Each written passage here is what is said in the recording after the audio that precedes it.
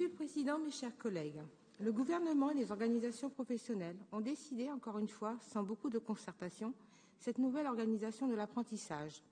Vous y voyez à la fois une réforme trop libérale et une volonté de recentralisation.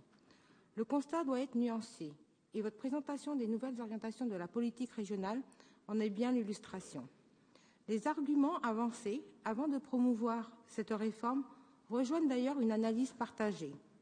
La France compte plus de 1,3 million de jeunes qui ne sont ni à l'école, ni à l'université, ni en apprentissage, ni en emploi, les fameux NEET. La formation professionnelle initiale et notamment l'apprentissage sont insuffisamment développés en France. Il suffit de comparer avec l'Allemagne.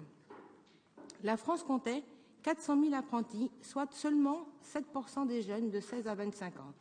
Ce pourcentage est en moyenne de 15% dans les pays européens, où le taux de chômage des jeunes est plus bas. L'apprentissage est sans contexte l'un des meilleurs tremplins vers l'emploi. Au niveau national, 70% des apprentis trouvent un emploi dans les 7 mois suivant leur formation, ce que vous confirmez en région. Nous avons, pour notre part, dénoncé à maintes reprises les lourdeurs, les rigidités, le manque de réactivité du système dans un environnement où les métiers et les compétences évoluent rapidement. Il y a donc des points positifs dans cette réforme. Les difficultés relevant plutôt de l'organisation des branches professionnelles, donc la restructuration amorcée en 2014 n'a pas encore abouti. D'où le risque souligné aussi dans ce rapport au sujet des TPE-PME qui recrutent pourtant 70% des apprentis dans notre région et 85% en CAP Bac Pro. Il est peut-être un peu tôt pour juger les effets de cette réforme. Et nous regrettons d'ailleurs que le Césaire, qui avait été saisi pour évaluer la mise en œuvre de la loi, n'ait pas eu la possibilité d'aborder ce rapport lors de la session du 29 juin. Autre conséquence de cette réforme, c'est la dissociation entre la formation initiale, l'apprentissage et la formation professionnelle tout au long de la vie, qu'il s'agisse d'évolution ou de reconversion. La loi NOTRe donnait aux régions la possibilité de la définition de la mise en œuvre de ces politiques dans les deux domaines, ce n'est plus le cas. Or, certains organismes de formation peuvent avoir la capacité d'organiser les deux types de formation, ce qui ne pourrait qu'optimiser leur fonctionnement et leur financement.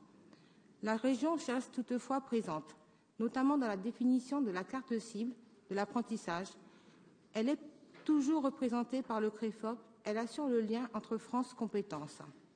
Certes, elle perd son pouvoir de régulation et ce schéma ne sera pas prescriptif, mais dans la mesure où il est construit en partenariat avec tous les acteurs, comme c'était le cas précédemment, la région peut toujours jouer son rôle et veiller précisément à soutenir l'égalité des territoires et des publics.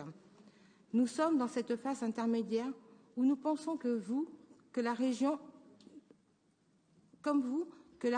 doit réaffirmer sa volonté d'accompagner le développement de l'apprentissage. Je pense que nous y sommes tous attachés. Nous serons plus réservés toutefois sur les priorités affichées. À l'heure où il est question de relocaliser, il n'est question que de certains secteurs de l'industrie. Nous aurions aimé savoir lesquels. L'aéronautique en sera-t-elle exclue sous la pression des écologistes? Qu'en est-il de la filière du nucléaire, demandeuse de compétences? Sur l'aspect territorial, nous sommes bien sûr en faveur de l'aide dans les zones de revitalisation rurale. Mais pourquoi un traitement spécifique dans des quartiers relevant de la politique de la ville, qui se trouvent déjà au cœur des principaux bassins d'emploi?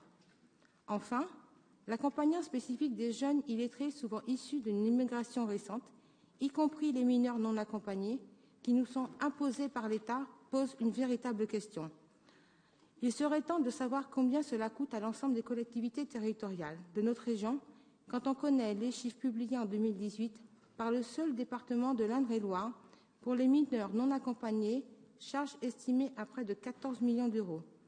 Nous regrettons que ces dépenses, que l'on retrouve de façon transversale dans nombreux programmes, ne soient pas identifiées, mais nous comprenons tout à fait pourquoi. Je vous remercie.